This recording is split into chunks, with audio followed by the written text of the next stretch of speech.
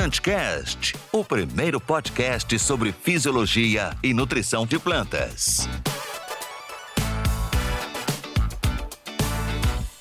Olá, ouvinte do Plantcast, estamos aqui para mais um episódio. Obrigado por sua audiência e neste episódio vamos falar um pouco sobre a microbiologia, né? Nós, enquanto ICL, estamos adentrando de uma forma muito importante neste mercado de biológicos. É importante a gente entender cada vez mais deste cenário de suma importância para a agricultura brasileira. E para compor o time ICL, convido Felipe Gonçalves, ele que é gerente de desenvolvimento de mercado e atua aí na diretoria São Paulo, Espírito Santo, Nordeste. Seja bem-vindo ao Plantcast, Felipe. Oi, Ismael, tudo jóia? Uma satisfação enorme estar com vocês aqui novamente, ainda mais para falar de um assunto muito importante e relevante para o presente e para o futuro da agricultura nacional e mundial. Muito bom, muito bom. Para compor o time ICL, chamo também aqui Aijano Gomes de Brito Silva, ele que é consultor de desenvolvimento de mercado. Seja muito bem-vindo ao Plantcast, Aijano. Opa, Ismael, olá, professor Fernando Andreotti, Felipe, Jefferson. Então, como você falou, eu sou Aijano, atuo como consultor de desenvolvimento de mercado no Noroeste de São Paulo e é uma grande satisfação estar fazendo parte desse Plantcast aqui com vocês. Muito obrigado, viu? Valeu, Aijano. Convido também Jefferson Pereira Ferreira, ele que é consultor de desenvolvimento de mercado, faz parte desse timaço aí liderado pelo Felipe. Seja muito bem-vindo, Jefferson. Olá, pessoal. Para mim também é uma grande satisfação de poder fazer parte dessa sala, principalmente um assunto, né, que é tão recorrente na gente aqui no campo e eu acho que vai ser muito pertinente essas aulas de hoje. Com certeza, Jefferson. E, para convidar aqui, né, chamar o nosso convidado especial deste episódio, Fernando Andreotti.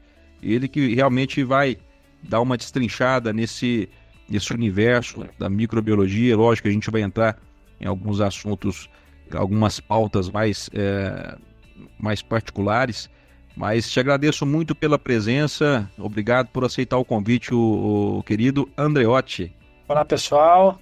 Muito bom estar aqui com vocês. Obrigado pelo convite, pela confiança. E vamos ver o que vai sair dessa caixinha aí hoje, né? Cada dia tem uma surpresa nessa linha de microbiologia, né? Hoje não vai ser diferente, eu acho. Vamos ver o que vai aparecer. É isso aí, é uma caixinha que é um universo, né, Andreotti? Mas antes de iniciarmos esse bate-papo super interessante, Andreotti, eu queria que o senhor falasse um pouco sobre a sua trajetória profissional, né? Numa linha do tempo até os dias de hoje. Para quem não te conhece, ficar te conhecendo, né? E para quem te conhece, te conhecer um pouco mais ainda. Fique à vontade, Andreotti. Vamos lá. Bom, eu estou em Piracicaba, sou docente da Exalc há 14 anos, que eu sou professor na Exalc, nessa linha de biologia de solo, mais especificamente microbiologia de solo. Mas eu comecei a estudar microbiologia há um tempo um pouquinho maior. Foi em 1998, quando eu entrei na universidade, no primeiro ano, eu fui fazer estágio nessa linha, então tem 26 anos de história para contar aí. Se eu não resumir aqui, acho que eu vou estourar o tempo do podcast, então eu vou resumir um pouquinho. Tá, eu fiz 5 anos de estágio no departamento de genética, em genética microbiana, com o professor João Lúcio Azevedo, um cara que trouxe genética de micro-organismos para o Brasil na década de 60. Depois eu fui para o exterior, passei um tempo na Holanda, trabalhando com interação planta-bactéria.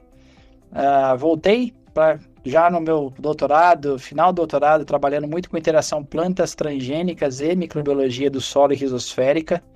Naquela época não se cultivava transgênico no Brasil, quando a gente começou esse projeto, e um dos estudos que o pessoal usou foi do grupo de pesquisa que eu pertencia para fazer esse processo de liberação. Aí passei um tempo na Embrapa, trabalhando com microbiologia de sistemas anaeróbicos, solos e manguezais, né? Uma importância grande na parte ambiental, manutenção de carbono, na questão de biodiversidade, e voltei para a Exalc como professor do departamento de solos, ou seja, fui aprender solos depois que eu virei professor, né? Mais ou menos isso. E estou lá há 14 anos esperando, ou tentando, né, aplicar o conhecimento teórico de microbiologia na prática, só que aí aconteceu um atropelamento no meio do caminho, aí o mercado surgiu, apareceu, cresceu, coisa que ninguém esperava, né? Ver esse mercado pujante como está na parte de microbiologia hoje. E aí a gente consegue explicar alguns processos, tentar aprender sobre outros, direcionar algumas coisas. Por quê? Para a gente tentar sempre trazer essa conexão entre o que é a teoria e microbiologia com aplicabilidade, onde ela faz sentido, quais são os seus potenciais, suas limitações.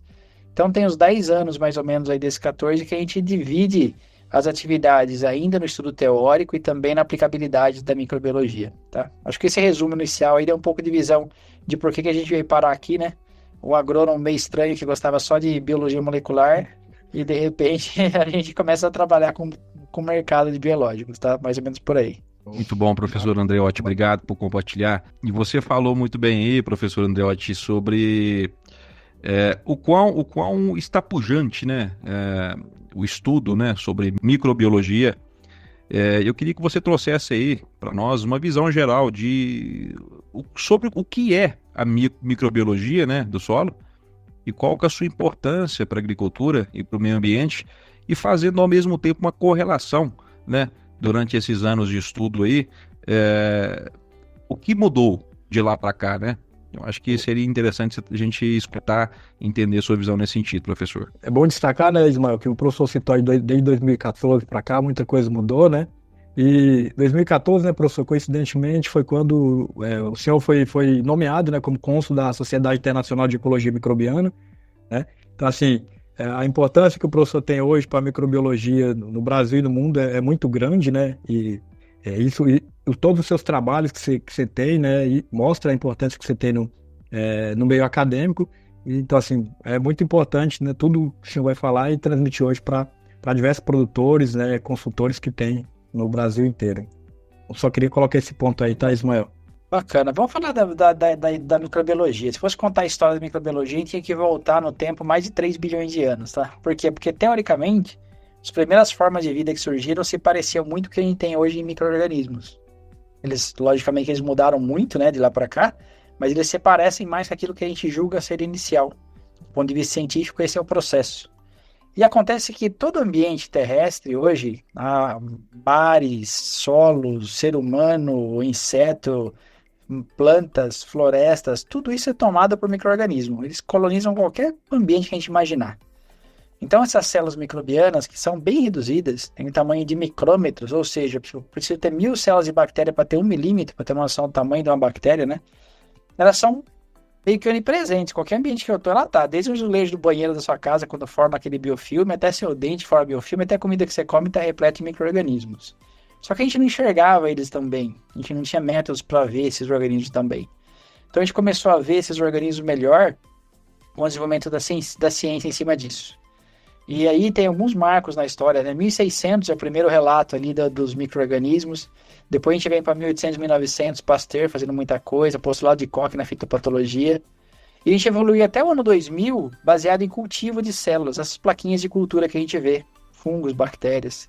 E é depois do ano 2000, veja que é muito recentemente, que a gente cresce muito na nossa capacidade de detecção de micro-organismos, porque a gente começa a usar a biologia molecular para analisar material genético de ambiente e falar sobre biodiversidade de micro-organismos.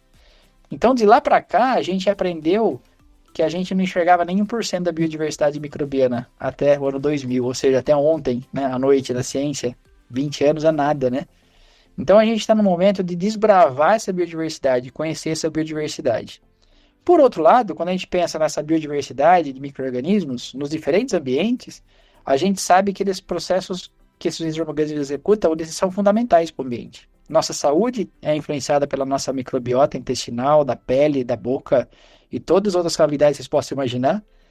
A microbiologia do solo é responsável pela saúde do solo e, consequentemente, das plantas. Por quê? Porque essa microbiologia do solo, vou pegar o solo agora para ficar mais focado, ela surgiu, ela se acumulou no solo ao longo de todo o processo de formação do solo.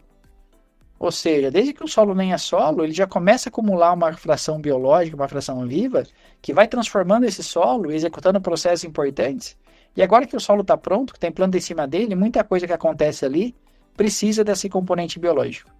Então veja, eu estou falando assim, a gente desvenda agora quem são esses caras, mas a gente já sabe da importância deles há muito tempo, da decomposição da matéria orgânica, da estabilização de carbono, toda a questão de retenção de água no solo, da disponibilidade de nutrientes. Então a microbiologia, na essência, ela é um fator fundamental na qualidade do solo. Assim como é a mineralogia, assim como são os nutrientes, assim como é a água, essa fração viva faz parte das características que fizeram o solo ter capacidade de suportar o crescimento de uma planta. Então ele tem que aprender sobre isso e tem que explorar o potencial que isso aí tem.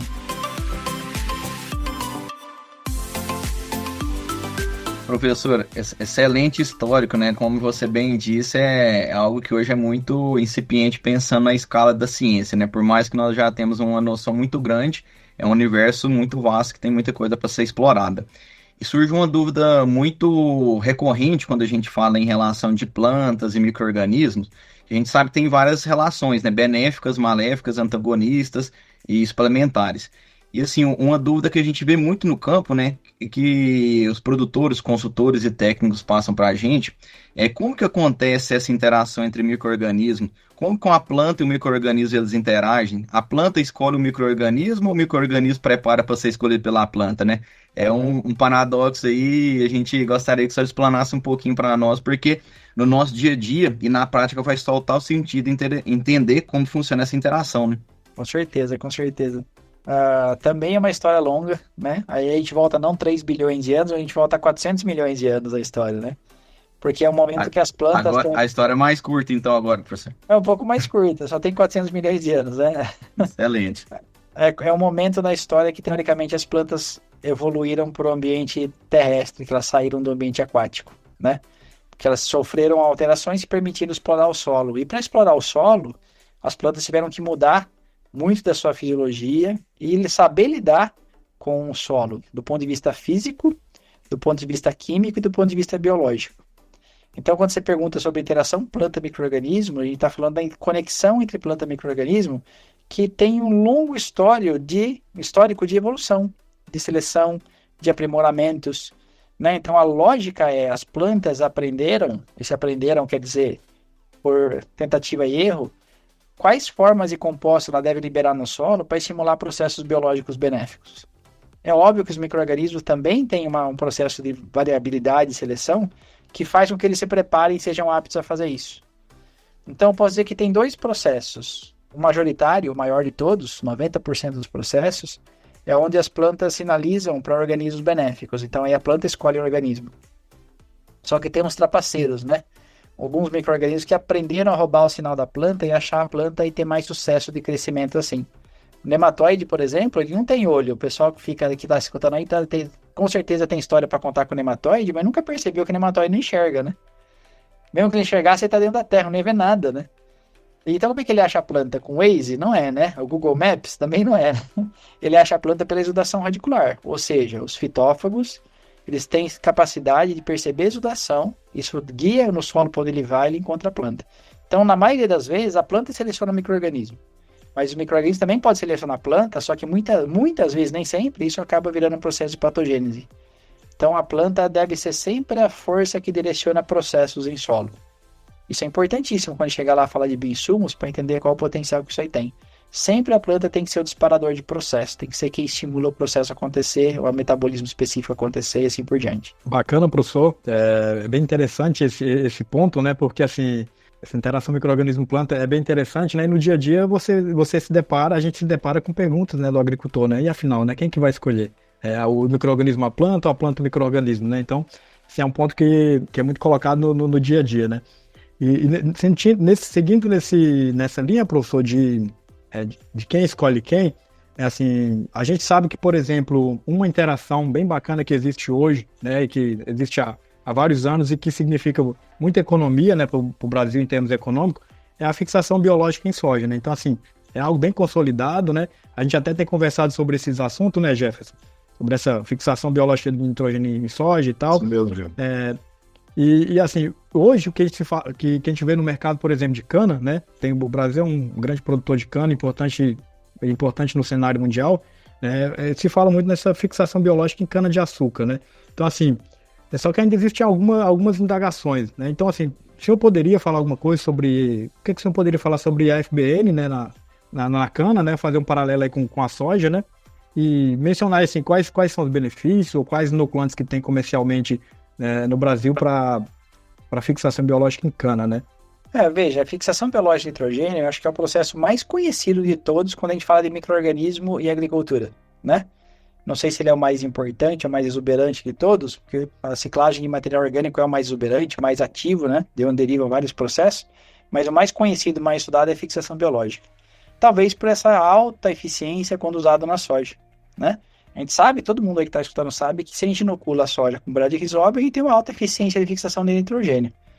Isso acontece por quê? Porque da mesma forma que a gente falou de escolha planta-microorganismo, esses dois se escolheram, sabe? Os dois se apaixonaram e deram certo. Essa é a história do bradyrhizobio com a soja, né? É uma planta que, junto com essa bactéria, aprenderam como combinar de forma perfeita seus metabolismos para que seja gerado um nódulo funcional. O nódulo quem faz é a planta e quem habita o nódulo e faz ele funcionar é a bactéria. Né? Então, juntos, esses dois organismos fixam nitrogênio de forma majestosa, assim, muita alta eficiência, um processo altamente capaz de suplementar o desenvolvimento dessa cultura. Quando a gente sai de leguminosas e vai para outras culturas, as gramíneas aparecem em segundo lugar aí, né? Como utilitárias de fixação de nitrogênio. Então, o processo também é capaz de acontecer, também é passível de acontecer, só que entendam, né? A gente não tem mais o nódulo, não tem mais o reator. Então, ali é vida livre. Ali o organismo está colonizando a planta, mas a planta não interfere no processo. A planta não dá condições perfeitas para o organismo. Então, o processo cai eficiência. Então, eu posso ter fixação acontecendo? Posso. As gramíneas têm destaque nisso por uma série de fatores. Eu vou falar só um, né? Só um, porque ela fixa mais carbono, então estimula mais fixador de nitrogênio. Mas esse processo é difícil de ser garantido na mesma eficiência. Então, vou colocar alguns números bem gerais aí. Se em leguminosa está falando de 250, 280 quilos de N por hectare, até mais, em gramínea está falando de no máximo 50, 60, na média 30, às vezes 0, né, de fixação de nitrogênio. Mas isso não impede a gente de usar inoculantes para essa cultura, inoculantes que tragam benefício da fixação. Acho que o carro-chefe para cana é azospirilo, né, hoje tem nitrospirilo, o pessoal fala de metilobacterium, pseudomonas, outros grupos, e a gente pode até mesmo usar inoculantes com outras funções. Se eu pegar o azospirillum, que é o mais clássico, a gente sabe que além de fixação de nitrogênio, ele é um grande enraizador, porque ele produz auxina. Então a gente acaba garantindo o resultado do benefício por outros processos, né? Por quê? Porque a gente sabe que um organismo vivo não faz uma coisa só. Ele é caracterizado por uma função, mercadologicamente, mas ele tem capacidade de fazer mais processos. Então o grande diferencial é esse, eficiência pela ocorrência de nódulo. Mas o processo em si, a transformação em si, é a mesma para qualquer fixador de nitrogênio. Nitrogênio atmosférico para a forma amoniacal. Perfeito, professor. Obrigado. Você tem visto alguma coisa nesse sentido de FBN em cana que mostra, algum trabalho que mostra algum outro organismo que pode ter uma maior eficiência, como essas que o senhor colocou, né? A cana fixa de 50%, até em algumas situações 70%. Tem algum outro micro-organismo promissor aí ou não? A tendência é que siga nessa linha mesmo de organismo que a gente tem hoje no mercado? A gente trabalha muito nessa linha porque são grupos estabelecidos. Infelizmente, é um produto que tem menor valor agregado, porque foi desenvolvido mais anteriormente, ele não tinha tanta demanda de mercado, né? Então, isso dificulta um pouco a inovação até nisso. O mercado fala muito sobre o que você deve gerar de inovação ou não, né? E também tem a questão da gente trabalhar com complementação desse processo, né? Eu vou chamar a atenção aí para um ponto que casa com o nutricional, né? É legal a ICL olhar para a biologia e também olhar para a nutrição. Por exemplo, a demanda de molibdênio nas culturas é bastante alta. Em cana, se for pensar, hoje é uma realidade, mas não era no passado. Exatamente. E molibdênio é um fator que na verdade, viabiliza a fixação de nitrogênio de azospirillum. Por quê? Porque a nitrogenase, que é a enzima que fixa nitrogênio, precisa dessa molécula ali dentro da estrutura da enzima para ser funcional. Então, se eu não tiver molibdênio, eu tenho uma bactéria que não funciona direito na fixação, né? Então eu tenho que ter molibdênio. Se eu for para outra cultura, para soja, quem está falando em paralelo, eu preciso do molibdênio, mas também preciso de cobalto e níquel. E daí eu estou falando da produção de leg-hemoglobina no nódulo. Então a gente começa a estudar que não é só ter o organismo, mas ter ferramentas ou condições nutricionais adequadas para que ele possa ser mais funcional, para que aumente a eficiência do processo de fixação, tá? Então esse mercado é um mercado crescente, pela multiplicidade de funções, pela complementaridade nutricional, e que tem avançado bastante, que cana solar tem avançado bastante, né? Essa questão de fixação e outras coisas também do ponto de vista biológico. Show de bola, professor. Até pegando um adendo nessa pergunta do Aijane, o senhor já até bateu minha carteira um pouquinho na resposta. Eu ia fazer uma pergunta complementar, que se fala muito da fixação biológica de N, né? A FBN, e todo mundo pensa em soja. Mas existe uma diferença aí entre a FBN simbiótica e a não simbiótica, que o senhor explanou para nós. Eu ia perguntar o que tem de semelhante nas duas Você trouxe para nós já a questão da nitrogenase, né? E quais são as principais formas de manejo, né? Vamos falar assim, nutricionais ou manejo da cultura que a gente pode otimizar essa FBN não simbiótica e melhorar o uso de N pelas demais culturas. Pensando fora da simbiótica, então, nas vida livre, a primeira coisa importante é a gente pensar na questão de produtos de qualidade para inoculação, né? Vamos pegar o Zospirilo, um carro-chefe, poderia ser outro, né? Ele vai entrar sempre um produto de qualidade, na concentração certa, no posicionamento certo. Se eu aplicar esse produto em solo, em suco, em semente, eu tenho um benefício duplo, que é a fixação mais a produção de auxina. Se eu fizer aplicação foliar, eu posso ter benefícios? Posso, mas eu estou apostando 99% das fichas em fixação de N, né? O potencial de auxina vai ser bem reduzido em relação a isso. Depois eu tenho que pensar nessa suplementação de micronutriente, que é fundamental, né? E aí eu posso até pensar de vez em quando na mudança de fertilização. Não é uma regra, tá? Não é uma regra que eu vou mexer em nitrogênio no meu sistema sempre. Aí eu tenho que entender mais coisas do meu aparato de produção para tomar essa decisão. Qual solo eu tenho, que cultura eu tenho, que demanda eu tenho, que histórico existe, da onde que vem esse nitrogênio. Porque além da fixação biológica, eu tenho nitrogênio vindo de fertilizante e da mineralização da matéria orgânica.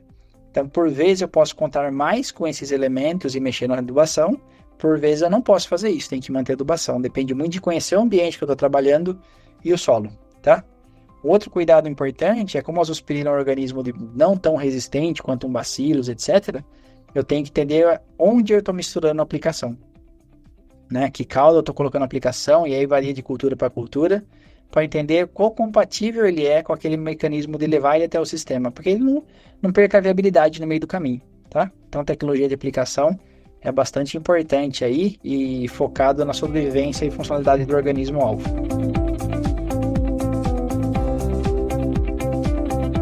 Não, perfeito, professor. Eu acho assim que a palavra que mais se define hoje na agricultura moderna é interação, né? Eu acho quase impossível você ter hoje uma recomendação assertiva se você olhar unicamente aquela análise química de solo, né? A gente tem que levar em consideração vários atributos, né? Atributos químicos, físicos, e agora também a gente tem que olhar melhor para os atributos biológicos, né? E você comentou sobre fertilizantes, né? E aí eu queria perguntar, né, para o senhor, como que os fertilizantes vão afetar essa microbiota do solo? A gente sempre responde essa pergunta com um monte de fantasmas na sala, né? Porque eu falo fantasma na sala por quê? Porque tem aquelas visões práticas extremas e erradas, né? Que falam, ó, fertilizante não tem interferência nenhuma em biologia. Outro fantasma feio é fertilizante mata tudo que tem no solo, né? Na verdade, depende demais do quê? Da molécula, da quantidade, só? Não, do solo também, né? Eu tenho solos muito variáveis que, frente ao mesmo nutriente, podem se comportar de forma diferente. Mas qual que é o papel do fertilizante? É de matar? Não, é o papel de mudar as condições ambientais. Óbvio que se eu pegar uma bactéria que não tem resistência, o Zospirilo propriamente é um deles, e jogar em cima de um grão de fertilizante, na maioria das vezes eu vou matar ele. Ele vai desidratar, né? Mas se eu colocar o fertilizante no solo, não quer dizer que é o mesmo efeito. Eu não vou matar tudo que está no solo, porque o solo não tem um potencial de tamponamento. A gente sabe disso. Então o que a gente tem hoje, na verdade, se for pegar o pé da letra, é um grande desconhecimento desse processo de interação. Mas a maior mudança que eu faço quando eu faço uma fertilização química do solo é uma mudança de regras, porque esse solo, lembra que eu falei que a microbiologia evolui com o solo? Esse solo evoluiu sem nutriente solúvel. A regra do jogo é, nós fazemos parcerias para conseguir nutriente. Quando eu ponho nutriente solúvel, a gente mexe nessa rede de interações biológicas. O exemplo mais didático é, se eu puser nitrogênio em soja, eu desligo o nódulo, né? A planta não quer mais conversar com a bactéria. Quais outras interações mudam? Resposta mais justa, a gente não sabe. A gente tem alguns projetos andando hoje em pesquisa na Exalc para tentar mostrar um pouquinho disso, ou tentar achar o quanto isso é verdade, porque pode ser que a gente também não ache, tem que pensar de novo, né? Mas o que eu enxergo do ponto de vista prático é, trabalhando de forma assertiva com nutrição de plantas, eu tenho uma grande complementaridade com a visão da biologia, tá? Até creio num casamento dessas tecnologias muito promissor, que a gente precisa ter legislação para fazer de forma correta, mas que tecnicamente não há impedimento nenhum de eu ter fertilizantes que cumpram melhor o nome fertilizante, que levem fertilidade nutricional, mas que levem fertilidade biológica também para os sistemas. Perfeito, professor. Excelente pergunta, Jefferson, porque a gente se depara no dia a dia aí com vários tipos de fertilizantes, tecnologias, e cada um vai ter um índice salino, né, uma forma de agir no solo. Então é muito importante a gente ter essa noção dessa interação. Professor, aproveitando aí que nós estamos falando de fertilizante e biológicos, hoje é muito difundido o termo de solubilizadores de fósforo, né? E aí, quando a gente fala no Brasil, né, um país de clima tropical, solos altamente intemperizados, na sua grande maioria, baixo teor de fósforo natural, altamente adsortivo nessas argilas oxídicas, a gente parte para esse universo de biológicos. Como que nós podemos entender esse termo de solubilizadores de fósforo? Como que funciona, se realmente existe essa solubilização ou essa interação? E o que nós podemos fazer aí pensando a nível de futuro para otimizar o uso desse elemento muito importante para o crescimento das culturas e que a gente sabe que as fontes são finitas? Essa é uma pergunta de alguns milhões de dólares, mas vamos lá, vamos tentar abordar ela, né? Se vocês ganharem mais alguns milhões de dólares, lembra do professor aqui. Opa, com certeza. O processo em si, ele é conhecido, tá? Se você começar a estudar sobre transformações de fósforo no solo e biologia, vocês vão achar muita coisa. Ou seja, não é novidade para ninguém que micro-organismo consegue tirar fósforo de formas não solúveis. O que faz todo sentido, de novo, porque eles surgiram e foram selecionados no solo, onde eu não tenho, né, fósforo solúvel à vontade. Então eles tiveram que aprender a roer o osso para não morrer, né? Isso quer dizer, eles foram selecionados para, tá? Então o processo em si ele existe. Como é que ele funciona? Ele funciona dividido em 3 partes. A primeira parte é onde uma gama de organismos de diferentes espécies é capaz de produzir ácidos, ácido mais fósforo insolúvel, igual fósforo solúvel. É comum essa fala? É, fábrica de fertilizante, né? Só que no tamanho de uma bactéria, no tamanho de um fungo. Produção de ácidos orgânicos e inorgânicos. Pelo próprio metabolismo microbiano, residual muitas vezes é ácido. Então essa acidificação solubiliza formas de fósforo mineral não solúvel. Todas? Não. Algumas mais do que outras. E a lógica segue a mesma da fábrica de fertilizante. Tem rocha que a gente tira mais fósforo, tem material que a gente tira menos fósforo, né? Depende da fonte. O ponto 2, a etapa 1 é essa. A etapa 2 é onde os micro-organismos, também várias espécies, produzem enzimas que degradam material orgânico. Mais especificamente, enzimas que cortam o radical fosfato da matéria orgânica, a chamada fosfatases, e também tem participação fitases, tá? Enzimas que daquela matriz orgânica vai lá e solta o elemento fósforo em forma solúvel. Então, vários organismos que comem matéria orgânica fazem isso, um monte de fungo de solo e bactéria de solo. Então, esses 2 eixos são os 2 primeiros, bactérias e fungos de diferentes grupos, que solubilizam e que mineralizam. Como que eles são induzidos? Por disponibilidade de comida, por energia. De novo, a planta selecionando, a planta soltando a exudação radicular e estimulando o processo de disponibilização de fósforo. Tá, você falou que era 3, professor. E o terceiro? O terceiro é micorrizas, é o mais conhecido de todos. Micorriza não é para solubilizar fósforo. Micorriza arbuscular, que é o principal grupo para nós na agricultura, não solubiliza fósforo, mas captura fósforo à distância na planta e transporta ele protegido até entregar lá para a planta, dentro dela. Então, se eu tenho 2 elementos de liberar fósforo não solúvel para solúvel, eu tenho esse terceiro, micorriza, que é um elemento de absorção, aumento de absorção de fósforo no solo e transporte para a planta. Esses 3 blocos de ações criam um sistema de acesso ao fósforo muito mais eficiente e direcionado ou induzido pela planta. Então, isso a gente sabe, isso é literatura. Agora, como é que a gente aplica isso? Como é que a gente gera ferramentas? A gente tem que achar organismos eficientes no processo.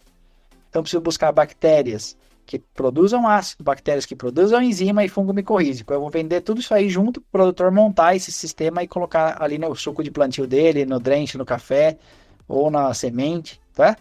Então, tem que saber o quê? Caracterizar esses isolados, entender sobrevivência, shelf life, compatibilidade, performance. E aí eu tenho ferramentas que se encaixam hoje nessa visão dos solubilizadores de fósforo. Se eu fizer um paralelo ainda com o que a gente falou de nitrogênio, veja que no nitrogênio eu falei, quando está no nódulo, eficiência alta, porque está na mão da planta. Quando está fora do nódulo, na cana lá, eficiência mais baixa. E esses solubilizadores de fósforo? Eles não têm nódulo, né? Eles não têm nódulo, então quer dizer que eles também têm uma eficiência variável. Não é tão fácil você estimar quanto isso fica. E para deixar mais legal e mais interessante, né, ou mais difícil, se uma bactéria induzir a planta a formar raiz, a planta também pega mais fósforo, não pega? Só que o ganho vai ser pela absorção, não pela solubilização. E aí acontece que as ferramentas que a gente tem de mercado, eles têm os dois processos, eles estão capazes de solubilizar e eles têm a capacidade de desenraizamento. Então o ganho da cultura vem dos dois processos misturados. Dá para saber quantos por cento vem de cada um? Não tão fácil, tá? Então a gente tem o quê? Sumarizando a minha resposta. O potencial conhecido, o processo conhecido, ferramentas de mercado que tem essa capacidade, onde agrega-se uma segunda funcionalidade que pode fazer uma complementação desse primeiro processo, tá? Essa é a visão que a gente tem hoje. Não sei se eu fiquei claro, se ficou alguma pergunta, vocês podem colocar aí que a gente complementa. Não, perfeito, professor. Assim, eu achei fantástica, né, a sua resposta. E assim, talvez é só uma observação, porque tem muitos produtores que ouvem, né, o nosso podcast, né, ainda bem.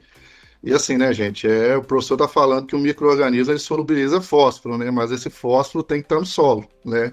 Então, assim, muitas vezes a gente se depara aí com muitas áreas que o fósforo é baixo, a gente tem que continuar fazendo essa complementação, né, professor? O micro-organismo vai fazer um milagre, né? A criação do fósforo não existe. O nitrogênio pode ser que vem do ar, né? Mas o fósforo não existe. Então, a primeira pergunta que eu sempre faço quando o pessoal me pergunta, eu falo, tá, o seu solo tem fósforo em reserva para ser solubilizado, para ser mineralizado? Provavelmente não sabe essa resposta, então vou deixar uma dica aqui para eles, tá? A reserva fósforo mineral não solúvel, você tem um indicativo de que ela é presente pelo histórico de adubação. E a reserva fósforo orgânico, você tem um indicativo que ela é presente pelo teor de matéria orgânica do solo. Então, se eu tenho uma área sem histórico de adubação e sem matéria orgânica, não tem jeito, né? Não vai fazer mágica, né? Agora, se eu tiver os dois juntos, eu estou no melhor cenário para o solubilizador mostrar seu potencial. Bacana, professor. Não sei se a gente pode prolongar só um pouquinho desse assunto, né? Já que o senhor entrou nesse assunto aí de fósforo, se a gente pegasse, por exemplo, o ambiente do cerrado, né? Antes da gente começar a explorar ele, né? E pegar o ambiente do cerrado hoje, né? Que já foi feito uma parte de nutrição pensando em fosfatados, né? A gente poderia dizer que os micro-organismos, se fossem aplicados naquela época em que o solo do cerrado ainda tinha por exemplo, uma alta absorção de fósforo e pouco fósforo que foi colocado de fertilizante, talvez teria uma menor eficiência na solubilização dos fósforos se fossem aplicados antes, né, da exploração, ou hoje teria um melhor aproveitamento, né, se fosse aplicado? Como que a gente poderia fazer? É uma ótima pergunta. A resposta mais justa e correta seria não sei, mas eu vou tentar explorar um pouco aqui. Por quê? Porque se a gente for pensar nessa história, a gente está pensando só no que é aplicado, né? Naquele ambiente anterior, que eu não tinha uma reserva de fósforo, mas tinha talvez uma biodiversidade maior, talvez a mobilização do fósforo fosse mais fácil, porque eu tenho uma microbiota diversa, funcional ali. Então, colocar mais não sei se faria tanta diferença. Hoje eu tenho uma reserva maior, uma boa parte não reversível até mais, né? Os não lábeis são mais difíceis de converter mesmo. Mas aí eu vou ter um organismo que está cumprindo um papel que já tem menor eficiência no solo. Mas só perdeu a biodiversidade, perdeu a eficiência de ciclar esse fósforo, e agora a inoculação talvez garanta isso. Então, talvez hoje a gente seja mais eficiente, fazer um solo com maior uso, mas não só baseado no fósforo, baseado no fósforo mais o componente biológico que se altera ao longo dos anos de manejo, tá? Mas como eu disse no começo, é só uma hipótese que eu estou criando agora, mas eu não tenho certeza e teria que ver. Então, para não falar não sei, a gente usa a teoria para tentar criar a principal hipótese de estudo.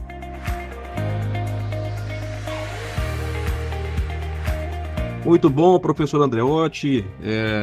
Esse episódio, assim como os demais do Plantcast, é um episódio de peso que vem contribuir de forma significativa, né, para nossos ouvintes, né? E nós, da ICL, temos conhecimento cada vez mais aprimorado dentro da microbiologia, né? Que tange aí a boa nutrição, a nutrologia de plantas, né? Muito bacana. E já partindo para o encerramento, professor Andreotti, queria te agradecer. A gente vou passar aqui o microfone para os nossos amigos aqui da ICL, mas eu queria fazer uma pergunta final de como que você enxerga, né? Qual a sua visão para todo esse movimento dos biológicos, né, da microbiologia, como que andam as pesquisas, como que velocidade que estão os estudos, né? Se a gente for pensar na agricultura brasileira de uma forma mais ampla, como que o agricultor, a agricultora, ela pode, o que ela pode esperar para os próximos anos aí de uma forma bem prática, né? E o que a agricultura brasileira pode ganhar com todo esse movimento, todo esse investimento? Perfeito, vejam, Acho que esse mercado, esse conhecimento mais que o mercado deriva do conhecimento, né? São o mercado que nos sustenta. Esse conhecimento ele é sólido. Esse conhecimento não tem. No conhecimento não existe desaprender, não dá para dar marcha ré, né? Então a gente vai para frente. Por quê? Porque a gente tem várias ferramentas sólidas em várias culturas. Que a gente falou aqui serve para soja, serve para milho, serve para cana, serve para café, serve para HF, serve para citro, serve para pasto, serve para tudo. Até reflorestamento o pessoal usa hoje ferramentas biológicas para acelerar pegamento de mudas, por exemplo. Tá, mas o mercado não para aí, o conhecimento não para aí. O que a gente está olhando, quem está aprendendo? Tá avançando em algumas frentes. Né? Uma frente muito importante que eu julgo é aprender mais sobre as ferramentas que nós temos em mãos e a interação com a planta cultivada. Pode ser que no futuro eu tenha 3 bactérias diferentes, todas solubilizadoras de fósforo, mas uma que eu sei que ela vai muito melhor em cana, a outra vai muito melhor em soja, a outra vai muito melhor em café, por exemplo. Por quê? Porque eu sei que ela coloniza bem, que ela gosta da exudação, que ela tem afinidade à estrutura física da raiz, coisa que a gente não sabe hoje. O mercado e o conhecimento ainda está genérico. Outra coisa que a gente deve evoluir bastante é em estimular processos biológicos já nativos do solo. Né? Eu dei o exemplo do molibdênio aqui com a nitrogenase, é um puro estímulo. Eu não ponho no molibdênio e estimulo só o azospirilo que eu inoculei. Eu estimulo qualquer fixador de nitrogênio que tiver naquela cultura de cana, por exemplo. Percebe? Então, criar um ambiente perfeito para os organismos trabalharem ajuda demais a gente. Isso vai de coisa complexa e pontual até coisa simples. O próprio manejo, uma área de plantio direto, coberta, estável, com matéria orgânica, é um ambiente que simula processos biológicos muito mais que outras áreas. Né? Então, aprender mais sobre o que o organismo gosta é algo que a gente vai avançar bastante. E tem outras vertentes que podem acontecer, que eu creio que seja menos escala, mas pode acontecer, que vai falar de metabólitos, de moléculas, de biomoléculas. Por que eu creio que seja menos? Alguns casos pontuais isso é super interessante, mas voltamos a ser uma molécula química, né? A gente perde o charme de ser uma molécula, um organismo vivo que faz o processo, tá? O último ponto que a gente vê como vislumbra como possibilidade é essa manipulação de biodiversidade. Né, um manejo acoplado a uma visão maior de mexer com centenas, milhares de espécies ao mesmo tempo para criar sistemas biológicos melhores. É mais difícil? É, mas tem conhecimento sendo acumulado nessa matriz também para que a gente possa ter uma ferramenta multifuncional lá no futuro. Tá? Isso é lógico, é só um cheiro, né? Não dá para ter certeza que isso vai acontecer, mas é olhando um pouco de teoria, um pouco de prática e tentando entender onde é que nós temos avenidas aí de inovação que pode agregar muito valor aí ao produtor, aos consultores e às empresas desse mercado. Maravilha, muito bom. Jefferson Pereira, meu amigo, suas considerações finais, o que você achou desse episódio, meu amigo? Olha, Mael, eu achei fantástico, né? E assim, são perguntas, né, que geraram respostas, mas que geram um grande número de perguntas também que a gente vai ter que responder no futuro, sabe? É uma coisa que eu vejo que a cada dia que passa a gente vai passar por uma agricultura muito mais interativa, né? E eu tenho certeza que esse conhecimento, né, sobre os biológicos, né, de maneira geral, vão influenciar diretamente o manejo como a gente vê o agro futuramente. É isso aí. Aí, Jânio Gomes, suas considerações finais, meu amigo. Obrigado. Opa, Ismael, obrigado, viu? A gente fica muito grato aí pela participação do professor Fernando Andreotti, né, aqui nesse podcast, né? Hoje foi um dia bem bacana, né, onde a gente pode fazer uma contextualização, né, sobre o tema, né, de inoculantes, microbiologia do solo, falamos um pouco de interações micro-organismo-planta, falamos um pouquinho de FBN de soja e como é que ela ocorre, por exemplo, cana-de-açúcar, um pouco do impacto na agricultura quando se trata de falar de uso de inoculantes com fertilizantes, né? Entramos um pouquinho no tema de solubilizador de fósforo, né, e fechamos aí falando um pouco do futuro dos inoculantes. Então, assim, tenho certeza que quem estiver ouvindo esse podcast hoje vai ter bastante informações bem bacanas aí para levarem para o dia a dia e serem discutidas, né? Então é isso aí. Muito obrigado, professor Ismael, Felipe e Jefferson. Isso aí, Jane. E vamos trazer inúmeros outros episódios para a gente tratar e aprofundar, né?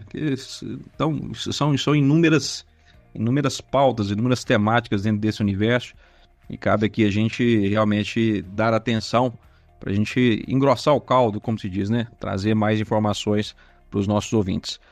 Felipe Augusto Reis Gonçalves, meu amigo, suas considerações finais. Grande Ismael, primeiramente agradecer a oportunidade de estar gravando aqui com vocês hoje, ao lado dos nossos colegas e amigos Jefferson e a Jânio também. Agradecer especialmente ao professor Andreotti por disponibilizar seu tempo e compartilhar muito conhecimento conosco.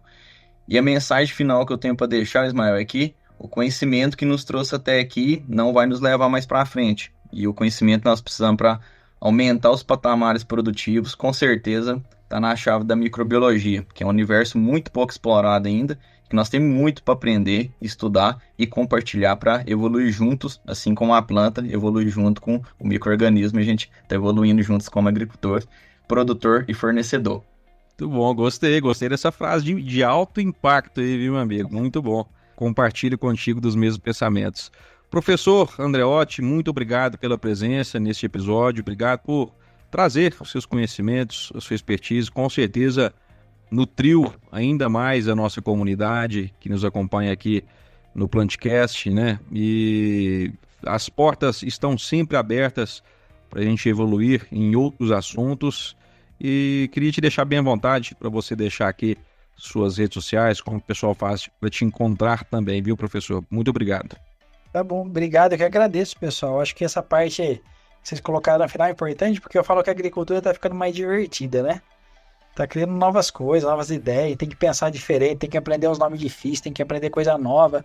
Isso significa que a gente tá passando um momento de inovação, né? Inovação lá na frente, talvez a gente olhe e fale, a gente acertou aqui, a gente errou aqui, mas é um momento divertido de inovação, né? Então, obrigado pelo convite. Né? Acho que, na verdade, eu fico meio e meio. Eu não tenho muita rede social, não. Minha rede social não tem nada de microbiologia, porque eu preciso ter algum momento que eu não falo de microbiologia. Mas deixa meu e-mail aí depois pro pessoal aí no link, é fdandreo@usp.br, tá? E quem precisar de alguma coisa, a gente tá sempre à disposição aqui na Exalc. Bom, quer topar presencialmente o professor Andreotti, vai ter que ir lá em Piracicaba, então, né, professor? Se quiser achar o Instagram, mas não tem Instagram, quem cuida é o pessoal que cuida da empresa que a gente tem de assessoria, da Andrews. Põe a Andrews lá que vocês vão achar bastante coisa, né? Mas meu mesmo pessoal, eu não fomento muito essa parte, não. Acho que eu sou de uma geração meio passada já.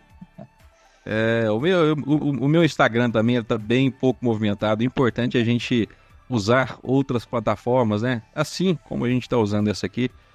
E é isso aí, pessoal. Ficamos por aqui. Nos vemos no próximo Plantcast. Não esqueça de curtir este episódio, de compartilhar nos seus grupos, né? Deixar o seu comentário. O seu feedback é muito importante, né? Para a gente trazer novos temas. Não se esqueça de seguir a ICL também no YouTube. Estamos também lá no LinkedIn, no TikTok. E nos vemos no próximo episódio. Grande abraço, pessoal. O Plantcast é uma produção da ICL, Impacto para um Futuro Sustentável.